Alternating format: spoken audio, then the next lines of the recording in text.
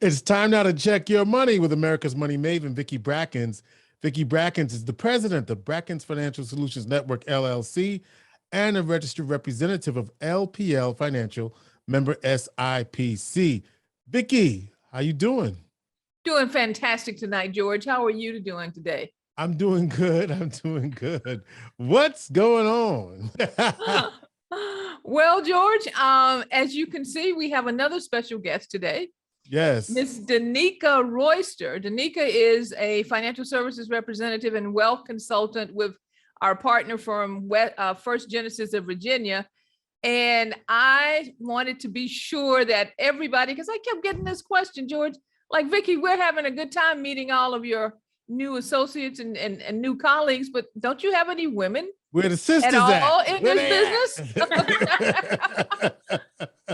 So I said, no, believe me. Okay, we have not only have women, but we have some very dynamic ones. So I wanted to be sure that I had Danica on today. She was very much involved in a campaign during the fall. Okay, and so I didn't want to disrupt that. Okay, as far as her campaign was concerned, and she was victorious. She is now a new councilwoman there with in Norfolk, Virginia. And we are very proud and excited about the fact that she was victorious in her campaign, but we just didn't want to disrupt what was going on at the time. But tonight we have Mr. Danica Royster, and to introduce her to everyone here, George. And Danica, I always start out with this question, and I want to make sure we do the same thing with you. If you could just give the audience, our listeners and viewers, a little bit of your journey and how you became a financial representative and wealth consultant, really would appreciate it. Of course. And thank you again, Vicki and George, for having me on. This is such a treat, and I'm happy that you finally brought the ladies to the table. So to answer your question, I think my story and my journey is quite unique. A little bit of a spoiler alert. My father has been in the business for about 35 years. And I know your listeners are probably thinking, oh, then her dad made her do it. Quite the opposite. I actually started off in college as a marine biology major and ended up changing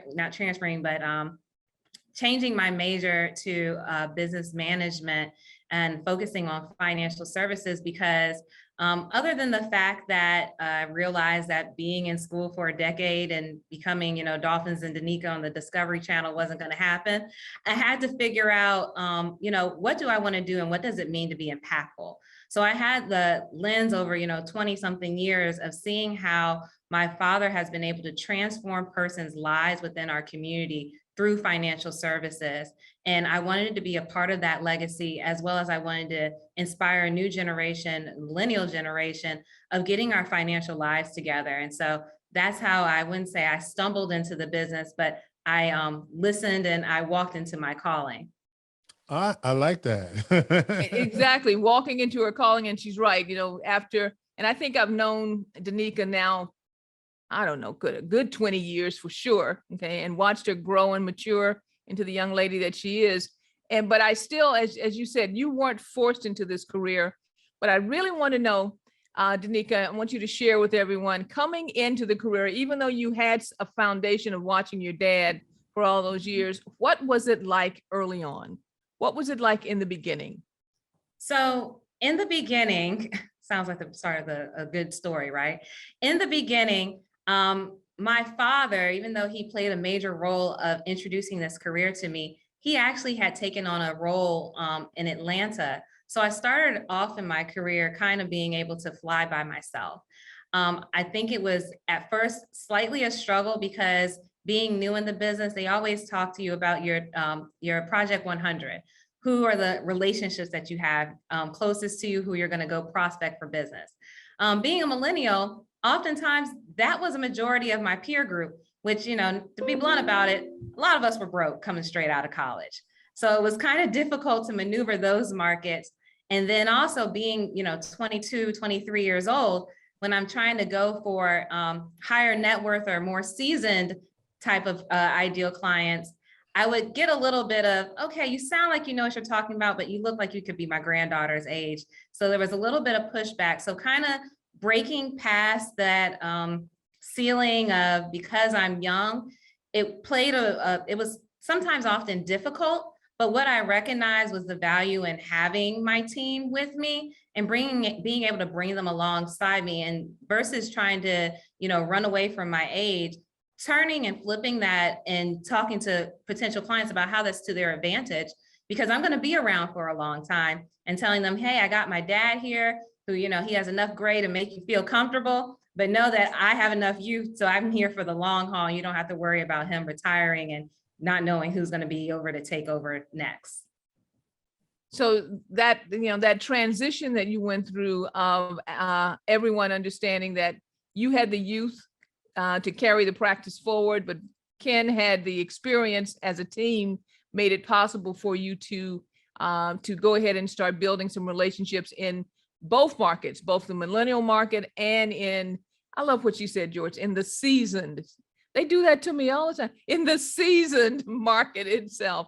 So Danica, I didn't, and forgive me for doing this, I didn't ask you, tell me a little bit about just personally your college career, where you went to school, a little bit about where you are as far as geography. Give our audience some context of your life, please. Well, my background is the great city of Norfolk, Virginia. Of course, I have to rep, not just because I'm a councilwoman, but that this is home. And I went to Old Dominion University, where I graduated in 2012, and it became my home. I love the city of Norfolk. It was very progressive. This was a city that actually has a downtown in the Hampton Roads area. So when I had to make a choice after school, where did I want to be? I was like, I'm staying in Norfolk, because this is where it happens. This is where at the time, some of the Fortune 500 companies were here. So this is going to be the best place for me to live, work, and play, as well as there are some things on the horizon happening, not only at my alma mater, but in the surrounding area. And I said, I want to be a part of that. And with that, an influx of new people to interact with, and new prospects and new business. So that's what kept me in Norfolk. I love it. It's a great city. Can't wait for you guys to come down here and enjoy it with us. So if I did that right, you've been now in the business about 10 years, is that right? Yeah, 10 okay. years. 10 years is really amazing that those 10 years went by as quickly as they did. But looking back over those 10 years, if you had someone that you were talking to right now who was thinking of making a transition either into this career from another career, or who was possibly like you, coming out of school and looking at starting a career in financial services and financial planning, what would you tell them are some of the keys to success? Great question. Some of the first pieces or gems that I would drop to them would be, number one, of course, everyone loves the idea of being an entrepreneur and being your own boss, but are you willing to do what it takes to not just be your own boss, but be the boss? Essentially, what that means is the hard work, the dedication, and going after it. This is a business where, as my father would say, you eat what you kill. So if you're not consistently on the prowl, you will starve. So you have to have that motivation within you. And also my question to them would be, what is your why? Essentially, it seems like it's a very simple question, but ultimately that's going to be the piece that keeps you motivated in this work. And that's going to be the thing that, when things might not be picking up as they should, continues to motivate you to go hard and to continue to get out in the market and also stretch yourself. This is not a business for those who want to make it a hobby. This is a career, because you really have the potential of impacting not just one person's lives, but changing generations. So it's a job to be taken seriously. So if your heart is in the right place, you're a hard worker, and you also just have a passion for people and wanting to see people succeed financially, then this is the business for you. And if not, don't worry. We have advisors here who are ready to take you on as a client, because not everyone can do what we do. I love you, Danica. All right. Always closing. Everyone can fit into the picture. Exactly. All right. So finally, before we close, I want to thank you again for I don't get a taking the question. time. Oh, I'm so sorry, George. You usually say, I usually holla at your do. boy or something. Okay. So it feels like it's a ladies' circle today. Oh, right. I'm just in the room, right?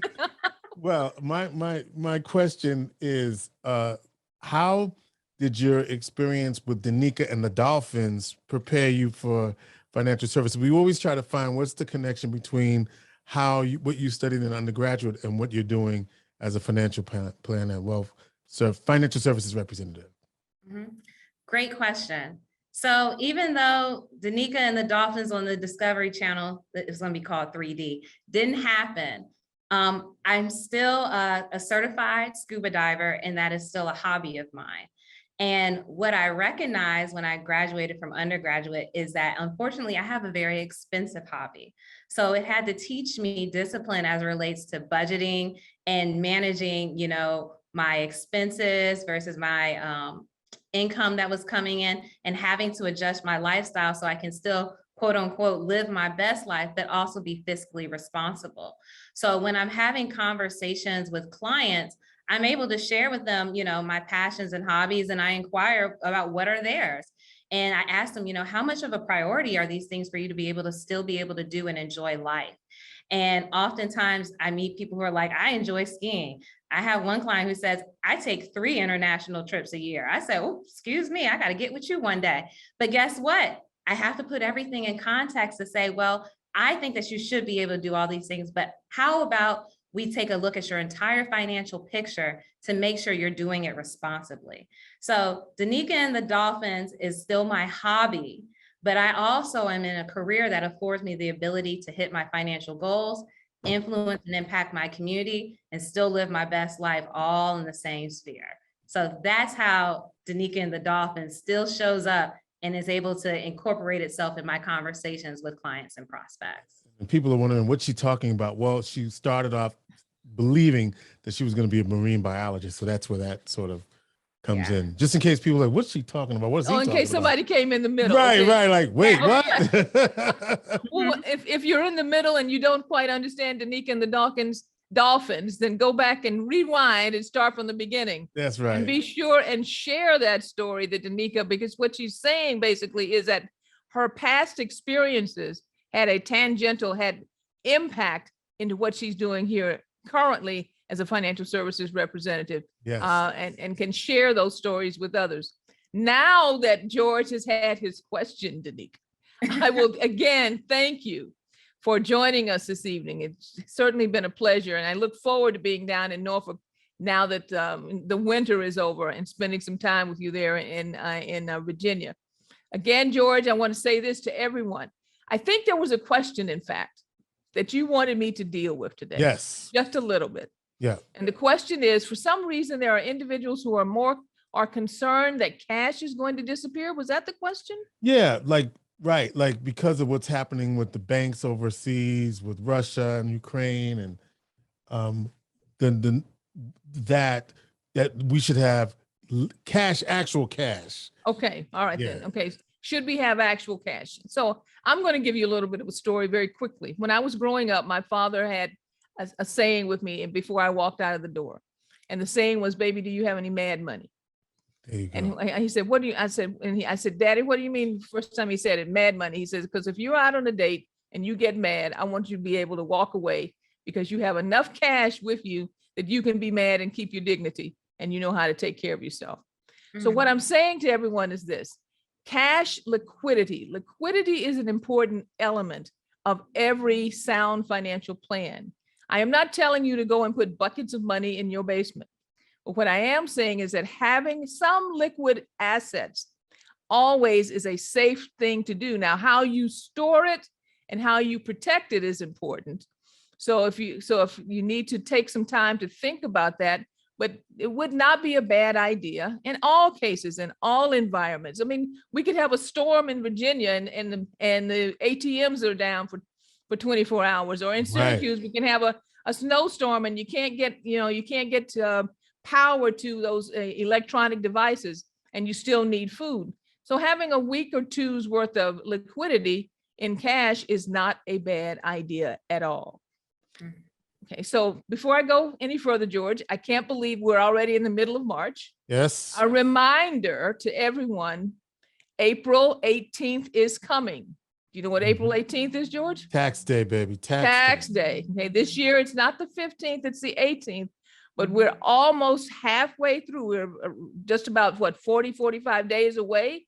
So if you haven't collected all of your information, you haven't collected all of your receipts, you haven't seen your tax preparer or your accountant, this is the time to do so. For those of you who have any questions, feel free to give us a call at 315-930-4499. Danica, I did not get your number. Please give everyone there in the Virginia Hampton Roads area your number. Yes, and you can reach us at First Genesis of Virginia at 757-627-6603. And reach out to all of us on YouTube. Be sure to like, subscribe, and share. And I will say at this point in time, our plate is full. All right. Vicki Brackens is the president of Brackens Financial Solutions Network, LLC, and a registered representative of LPL Financial, member SIPC. She is America's money maven.